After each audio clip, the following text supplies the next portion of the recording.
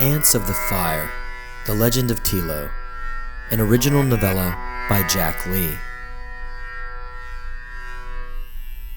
Parts 7 and 8, The Flies, Stung.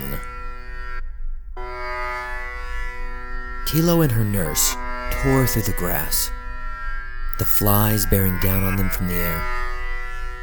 Telo and nurse were somewhat covered from eyesight by the grass and the clover, but their temporary disappearances from view did not fool the flies or keep the flies from chasing them.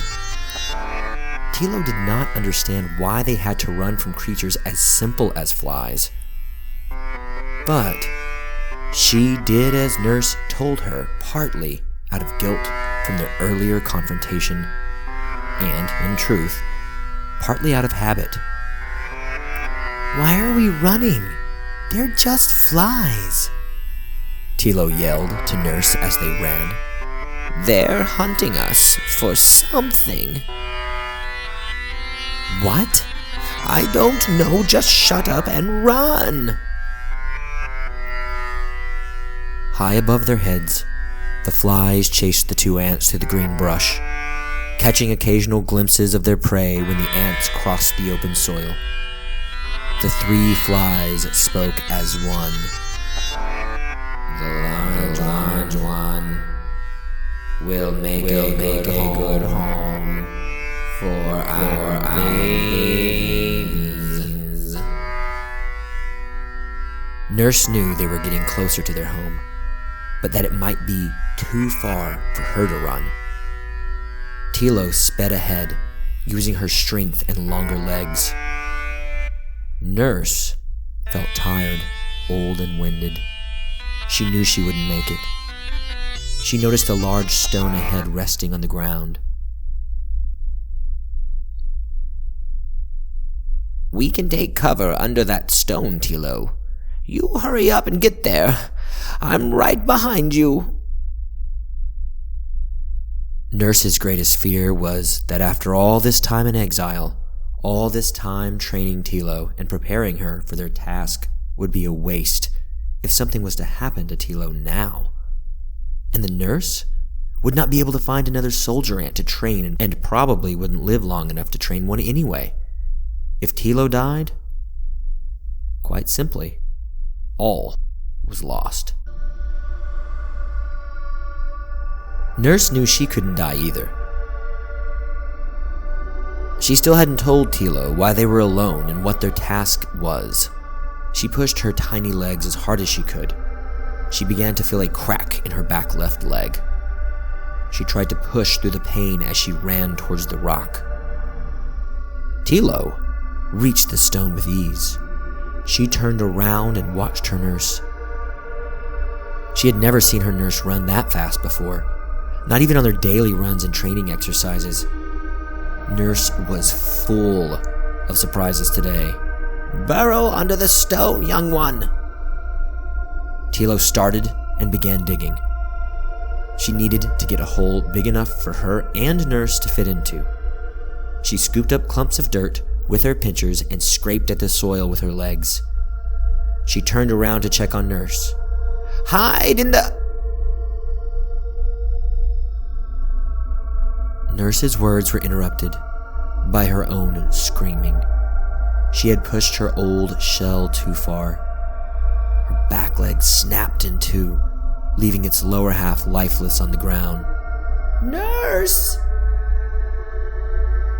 Telo's voice cracked as she yelled, and she sprinted from under the rock to help her nurse.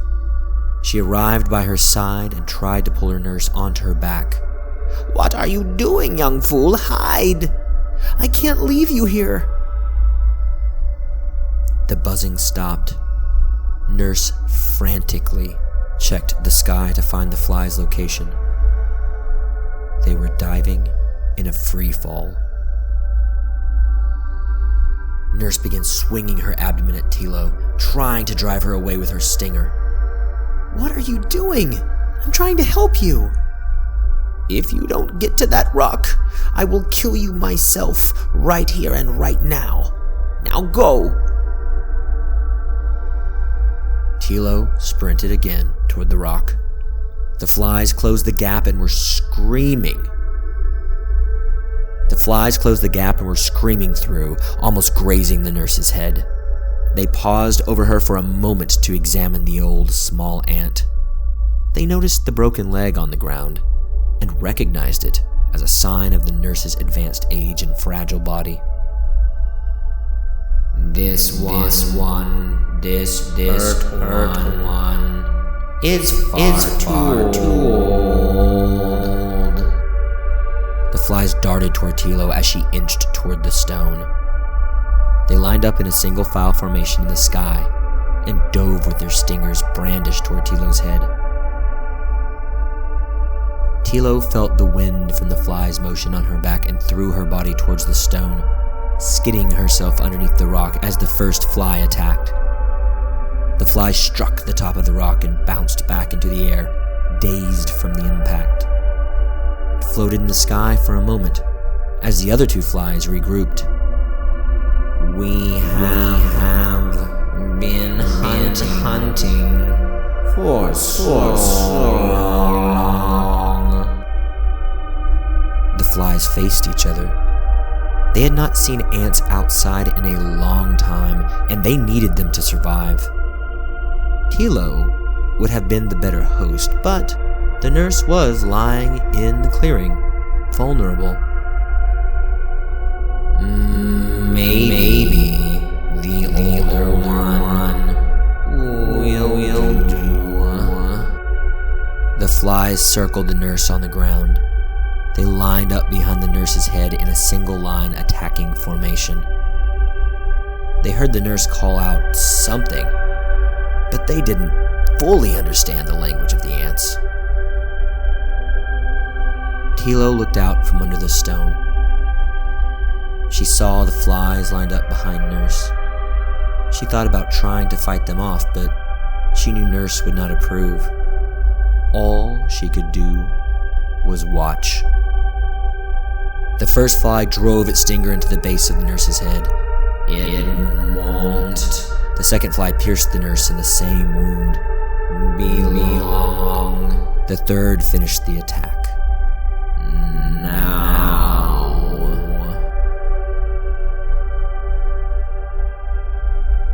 Nurse lay helpless. She heard her body crack with each strike, and she felt her head's shell grow crowded. They had injected her with something. Was it venom? Like her own? Were the flies going to eat her? She turned over onto her back and raised her stinger to strike. There was nothing there.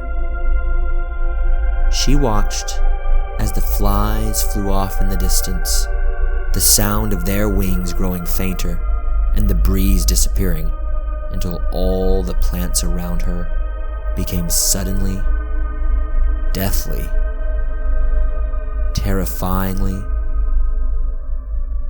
still.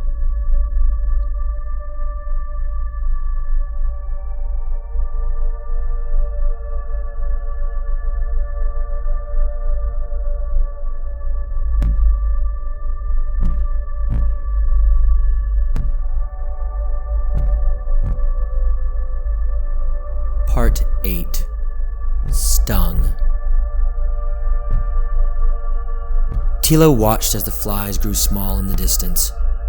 She waited for a moment to see if they would circle back around for another attack, but they never did. They were finished. She crawled out to her nurse, who was lying on the ground grimacing and writhing in pain. They stung you, nurse? Worse, my dear. Nurse felt her head become more crowded with each passing moment. She felt a tiny gnawing in the back of her head where the flies had stung her. They put their young in me. Telo was horrified. Well, I mean, how do we get them out then? She asked. Nurse considered the options. Telo could crack her head open and pull them out to try to dig into the wound with her pincers. But what if Telo accidentally killed her? Then she would never know anything. Telo would die as an ant with no colony and no family. "We don't," she answered. "They'll feed on me till they're ready to crawl out on their own." Feed on you? Telo lowered her face to Nurse's. She reached out her antennae and rested them on the nurse's head. Are you going to Die? Yes, child. I am. I am going to die. The nurse felt Telo's antennae with her own. She felt the waves of movement in Telo's body, the sense of loss, the sense of terror at the prospect of being alone. She felt Telo's sadness, and for a brief moment thought of indulging her own feelings and giving Telo some comfort, some kind of word that would help her sister in what would be a difficult time. But there was no time for Telo to have a difficult time. Telo had work to do. "I have 3 of those things inside me. I will be dead soon." Do you at least want me to get something for you? Some food or water? "No. Just stay here and be quiet. I have to tell you about our mother." Telo realized the importance, lowered herself to the ground, and listened intently. "In the beginning, we were outside, where we are now, with soft ground and sun. We had sisters and many queens. Males were used for breeding. A queen would leave the nest with her chosen suitor, and they would take to the air to mate. Only the queen would return. The males would die after the nuptial flight, but we had one male that did not want to die. He avoided his purpose. When it was time for our new queen to choose a mate, he flew from the nest trying to flee. I do not blame him for wanting to live. I understand wanting to survive since we have been out here alone, but I did not understand it all at the time. I do not know how far he flew, but he thought he had found a safe place. He flew into some kind of rigid, cold structure. Nothing like our soft, warm ground. I heard our scouts and gatherers talking about entering such structures from time to time to find food, but they always returned to our colony glad to be home, shaken. They said such places were not safe for us. He, this rogue male, discovered this to be abundantly true. He found his new home was occupied.